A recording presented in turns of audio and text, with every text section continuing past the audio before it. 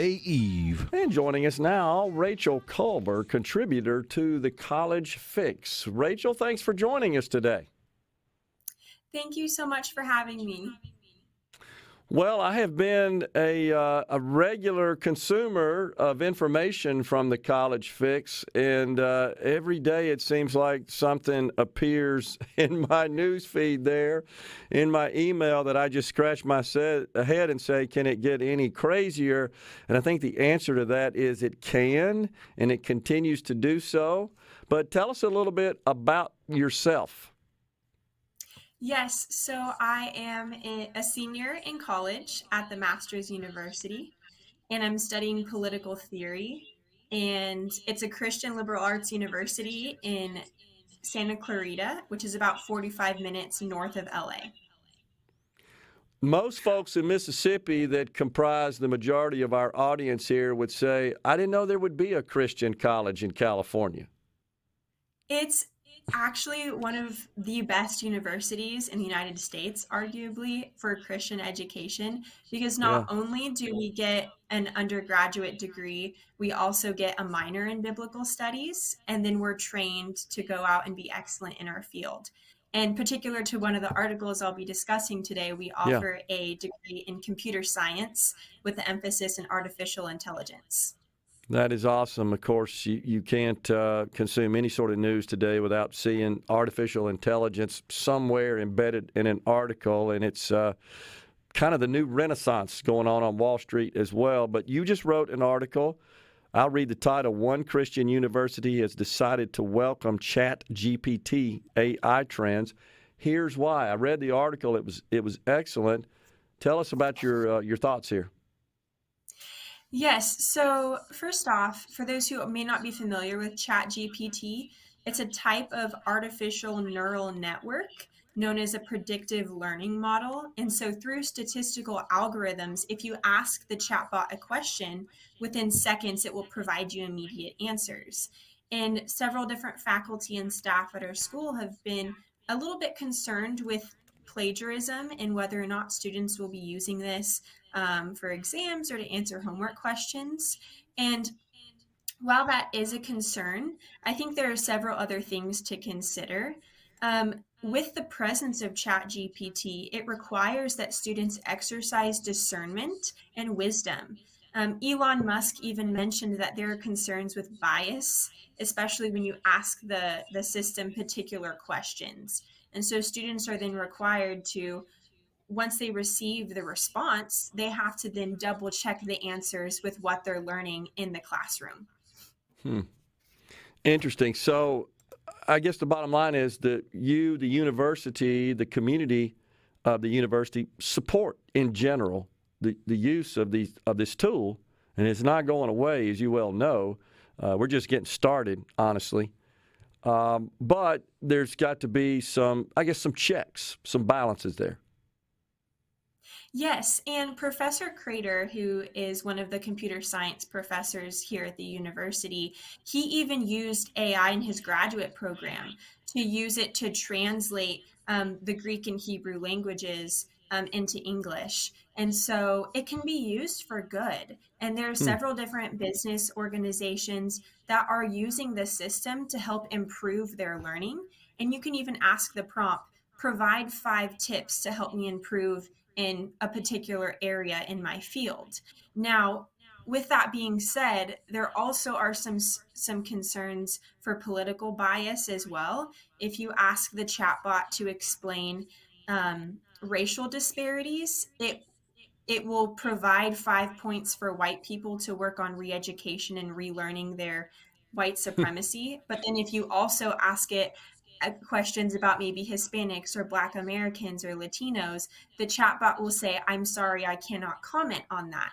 So while there are some really good things that can be learned from this sort of artificial intelligence, it also requires, again, of active discernment because there is bias present in the system. Yeah.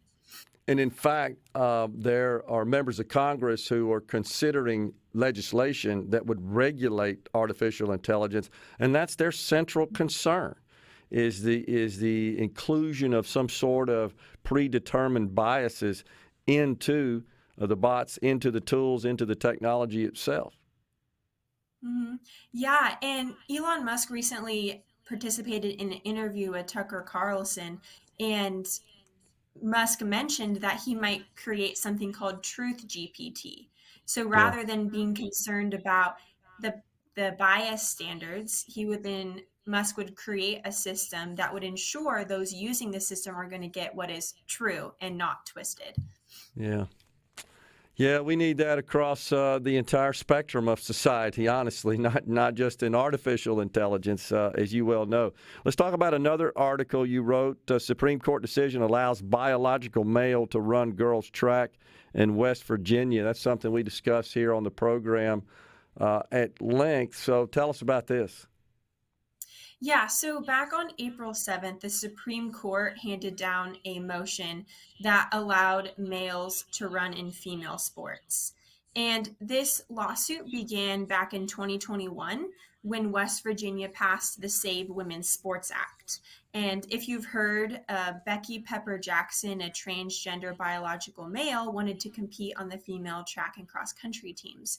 And so, through a series of lawsuits, the lawsuit was then brought before the Supreme Court, and the West Virginia Attorney General and the Alliance for Defending Freedom asked the Supreme Court to vacate an injunction that was placed by a lower federal court, which basically neutered the law, and the West Virginia Save Women's Sports Act could not go into effect. Now, even Wow. though the Supreme yeah, and even though the Supreme Court right now did not allow the Save Women's Sports Act to continue, the lawsuit is not over. The Alliance for Defending Freedom is supporting and working with many other groups around the states, and West Virginia is not the only state who's in this battle. The state of Kansas will have a Save Women's Sports Act going into effect July 1st. And then there are also 20 additional states who are in this same process of trying to enact a Save Women's Sports Act and preserve the equal opportunity that women deserve. Yeah, including our state, the state of Mississippi, as well. This is an interesting matter that seems to have just gripped the nation, honestly, and we're seeing very strong opinions on both sides of the argument. And this is one of those issues that is sort of bifurcating the states. You have some states that are not only allowing it, they're sanctioning it. And that is the participation in sports by athletes just on the basis of how they identify. In particular, it's a problem when it's a biological male that seeks to compete in female sporting competition. We actually had Riley Gaines, the University of Kentucky NCAA swimmer, on the program twice talking about her firsthand experience with that.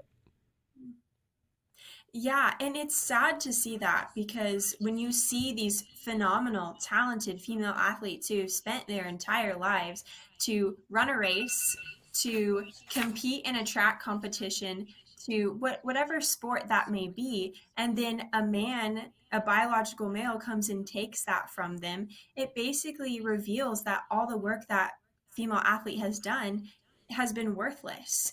And when we Yeah. look at Title IX provides a clear protection for women in sports. And so does the Equal Protection Clause of the 14th Amendment. And in the Supreme Court's action, Justice Alito and Justice Thomas dissented, saying this question is going to come before the court again, and we will have to reconcile and wrestle with these questions and realize that females are protected, and there's no doubt about that.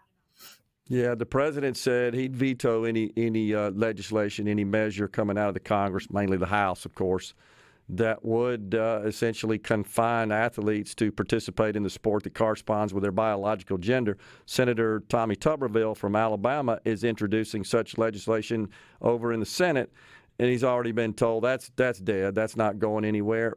Why do you think we're so divided on this topic? What is it about, in general, broad Democrat support for this? I think there are several things to consider here. Number one, culturally, understanding that those who reject biological reality and reject God's design for creation are going to doubt and then protect and codify transgender Yeah. support. And that's what we're seeing. It's not only a partisan political divide, but it's also a cultural divide. And Do you uphold absolute truth, or do you believe in subjective morality?